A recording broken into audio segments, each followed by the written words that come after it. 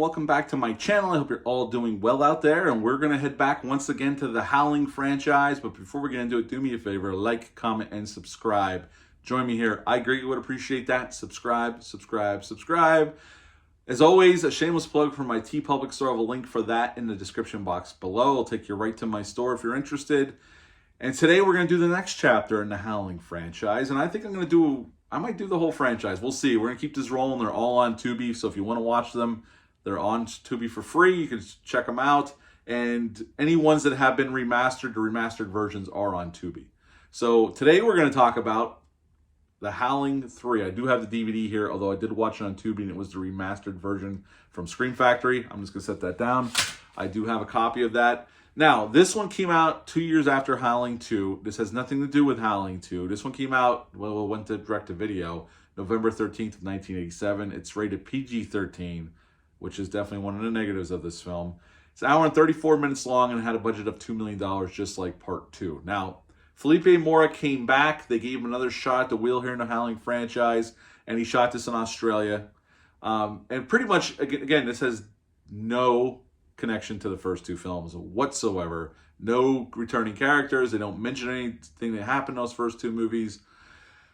Pretty much, this guy who works he's an assistant director on these horror production. He meets this girl who left her group in this little village in the middle of nowhere in Australia called Flo, which backwards is wolf.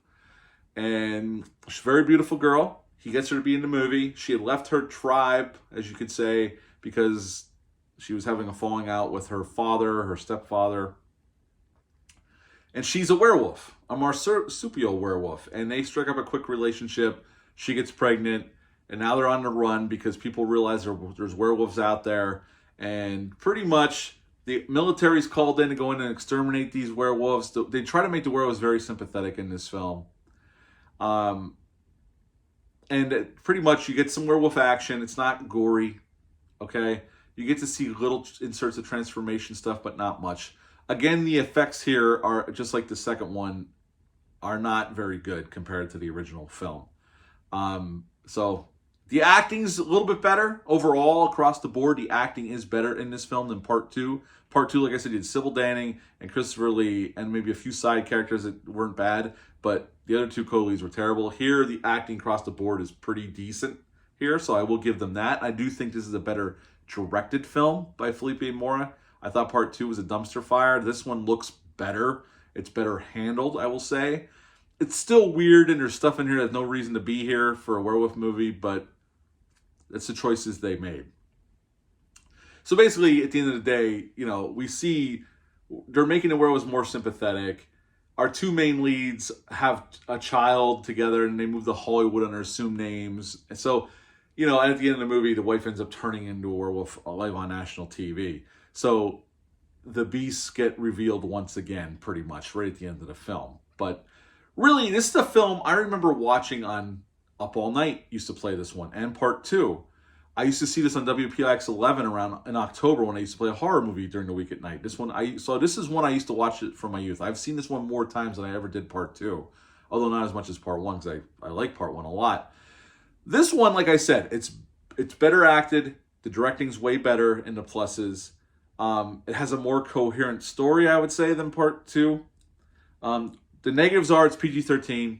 They don't show any gore, so considering the first two movies are rated R, this is the PG-13 version of that, which is a downfall for this one. There's a lot going on. There's people trying to study these creatures. It's not going to reinvent the wheel. It's nowhere near as good as the first one, but I will say it's an improvement over Part 2 for sure, although still not a great film in any stretch of the imagination. Nicole Kidman was up for a role.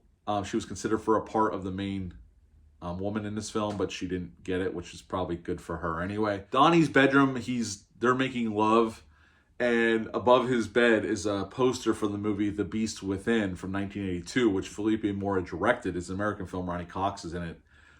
There's a big poster above his bed for that film in this film. And there's a part in this movie where these two military guys are in the outback hunting down werewolves. And the one guy got attacked by a skeleton of one of the werewolves that they burned. So he's sick and he's laying in his tent. It's the middle of the night. His partner gets taken, and he's in the tent. He picks up a bazooka or a rocket launcher, and this big werewolf head sticks its head in, and he shoots it and explodes.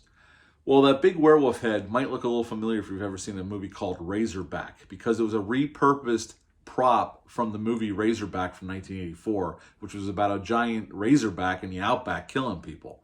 They got one of the heads, they dressed it up to make it look like a werewolf, but if you look at it closely, it looks like the boar head from Razorback. So yes, if that looks familiar to you, that's why they reused a prop from the movie Razorback from a year prior, or a couple years prior.